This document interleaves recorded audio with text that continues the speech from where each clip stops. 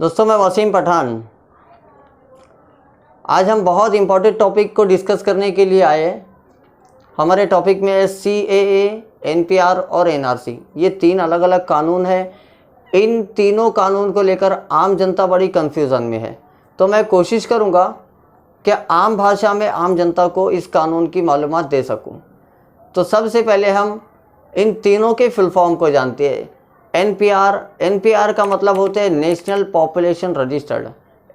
CAA citizenship amendment act. NRC का full form है national registered of citizen.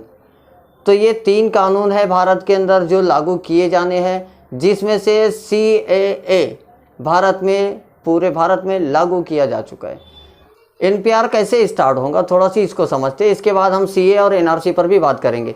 तो सबसे पहले हम बात करते हैं NPR के ऊपर।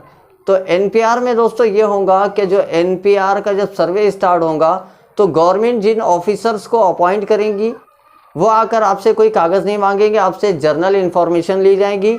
आपसे पूछा जाएगा आपके घर में कितने लोग रहते हैं, माता पिता का जन्म कहाँ हुआ था, माता पिता का नाम क्या है, आपका जन्म कहाँ हुआ था, ज़बानी मालूमात लेंगे, ओरली जानकारी आपसे ले ली जाएगी और इसके बाद में आपकी दी हुई जानकारी हाई अथॉरिटीज़ को दे दी जाएंगी, जो बड़े अधिकारी हैं उनके पास दे दी जाएंगी ताकि उसके ऊपर काम किया जा सके।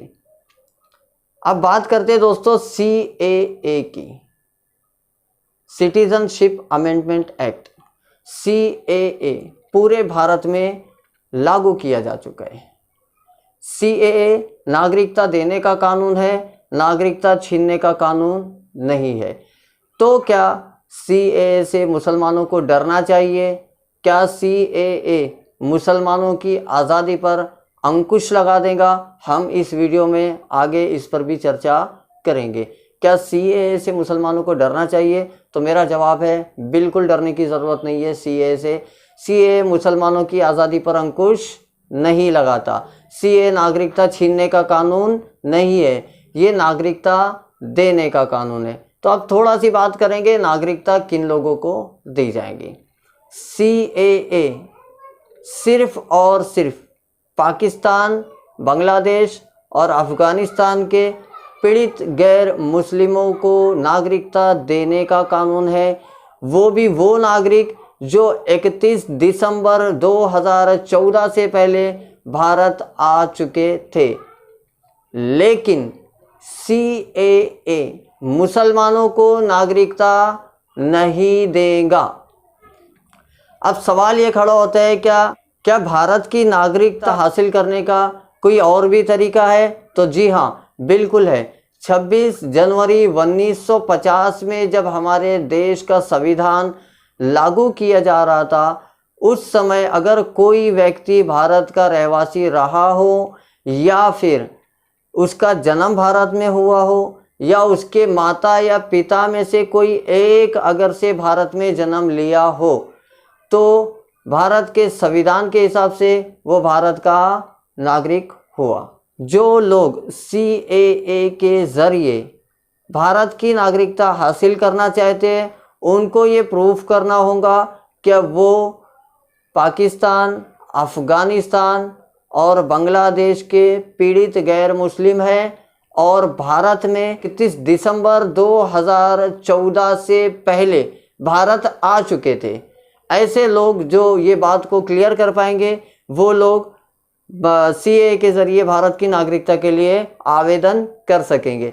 जो लोग CAA के ज़रिए सिटीज़नशिप की आवेदन करना चाहते हैं वो www.indiancitizenshiponline.nic.in के ऊपर जाकर अप्लाई कर सकते हैं। ये वेबसाइट को गृह मंत्री द्वारा ऑपरेट किया जाएगा और गृह मंत्री द्वारा ही नागरिकता का सर्टिफिकेट जारी किया जाएगा। जिन लोगों ने आवेदन किया है, जब उनके आवेदन स्वीकार हो जाएंगे तो उनको एक शपथ दिलाई जाएगी कि भारत के साथ वफादारी करेंगे, भारत के कानून की रक्षा करेंगे। इस तरह की शपथ उनको दिलाई जाएगी और उसके बाद उनको नागरिकता दे दी जाएगी। ये था CAA।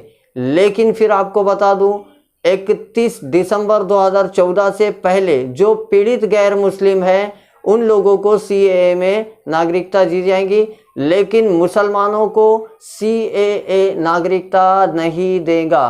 फिर से आपको क्लियर कर दूं, मुसलमानों को सीएए से डरने की ज़रूरत नहीं है। भले ही वो सीएए के ज़रिए नागरिकता के लिए अप्लाई नहीं कर सकेंगे, लेकिन सीएए भारत के मुसलमानों की आज़ादी पर प्रतिबंध नहीं लगाता, अंकुश नहीं लगाता, और भारत के मुसलमानों को कागज़ नहीं दिखाना होगा सीएए के कानून के अनुसार।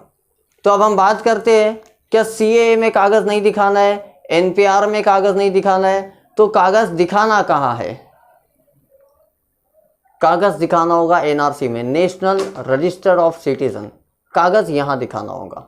यहीं पर आके सारा गेम स्टार्ट होता है। हम एनआरसी को समझने की कोशिश करेंगे। एनआरसी इस वक्त आसाम में लागू किया जा चुका है और देश के गृह मंत्री ने साफ अनाउंसमेंट किया हुआ है, क्या एनआरसी पूरे भारत में लागू होकर रहेगा।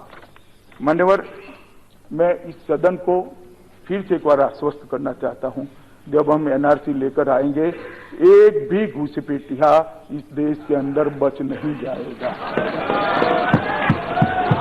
किसी को चिंता करने की जरूरत नहीं।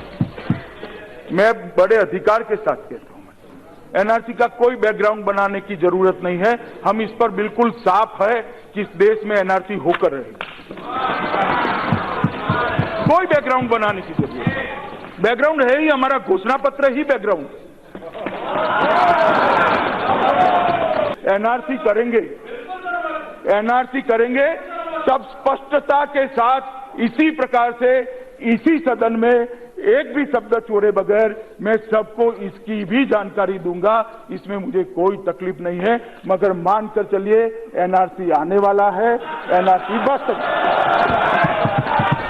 भारत सरकार साफ कहती है, क्या एनआरसी का किसी भी धर्म से कोई लेना देना नहीं है।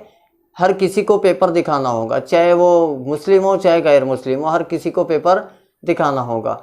और साफ कहती है सरकार, क्या एनआरसी लाने का मकसद देश में घुसपैठियों को निकालना है।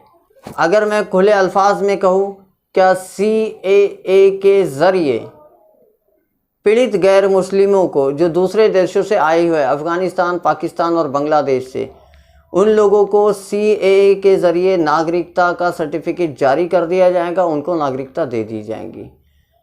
और उसके बाद एनआरसी में खास धर्म के लोगों को टारगेट किया जाएगा। एनआरसी का सीधा मकसद है क्या, अपने वैध नागरिकों का रिकॉर्ड रखना। अब बात आती है एनआरसी में खुद को भारत का नागरिक साबित करने के लिए क्या करना होगा। 24 मार्च 1971 से पहले हमारे पेरेंट्स, हमारे माता पिता भारत आ चुके थे। इस बात को साबित करना होगा, पेपर दिखाना होगा। लेकिन सीएए में किसी को कोई पेपर दिखाने की ज़रूरत नहीं है। जो 31 दिसंबर 2014 से पहले भारत आ चुके थे, ऐसे पीड़ित गैर मुस्लिमों को बगैर पेपर के ही नागरिकता दे दी जाएगी। नागरिकता छीनने का काम तो एनआरसी करेगा, पेपर दिखाने का काम तो एनआरसी में होने वाला है। पेपर क्या दिखाने होंगे, थोड़ा सी इसको भी समझ लेते हैं। सरकार एकदम आसान बोल देती है कि आधार कार्ड, ड्राइविंग लाइसेंस, जन्म प्रमाण पत्र, ये सारी चीज़ें जो होंगी ये आपकी नागरिकता को साबित करने के लिए काफ़ी होंगी। यानी कि जन्म प्रमाण पत्र, Aadhaar card, driving licence, voter ID card, ये सारे पेपर्स जो होंगे वो आपकी नागरिकता को दर्शाते हैं। ऐसा सरकार आसानी से बोल देती है, लेकिन मैं इस बात को नहीं मानता। सरकार का मकसद एनआरसी के ज़रिए घुसपैठियों को बाहर करना है, गैर कानूनी तौर पर देश में रह रहे लोगों को फाइंड आउट करके बाहर करना है। आप बड़े समझदार हो, आप समझ सकते हो क्या सरकार घुसपैठिया किसको बोलती है। 24 मार्च 1971 से पहले आपके पेरेंट्स इंडिया आ चुके थे और उनका जन्म इंडिया में हुआ है। आपको ऐसा साबित करना होगा, आपको पेपर दिखाना होगा। पेपर ना होने पर आप घुसपैठिया घोषित कर दिए जाओगे और यही है एनआरसी। इसी अंदाज में एनआरसी के ज़रिए खास धर्म के लोगों को टारगेट किया जाएगा। लास्ट में वीडियो ख़त्म करने से पहले आपको एक बार और क्लियर कर दूं, सीएए गैर मुस्लिमों के, यानी कि पीड़ित गैर मुस्लिमों के पेपर बनाने वाली योजना है और एनआरसी बगैर पेपर वालों को घुसपैठिए के नाम पर बाहर करने वाली योजना है। और सरकार घुसपैठिया किसको बोलती है यह आप अच्छी तरह जानते हो। सरकार एनआरसी के ज़रिए किन लोगों को टारगेट करना चाहती है आप मुझसे ज़्यादा समझदार हो, आप अच्छी तरह समझते हो। मैंने जितनी बातें की है मुझे नहीं पता कि इतना सच बोलने की आज़ादी मुझे थी या नहीं थी, लेकिन आपको क्लियर कर दूं, हम भगत सिंह के फॉलोवर हैं और सच बोलना हमारे खून में शामिल है। थैंक यू दोस्तों, बाय।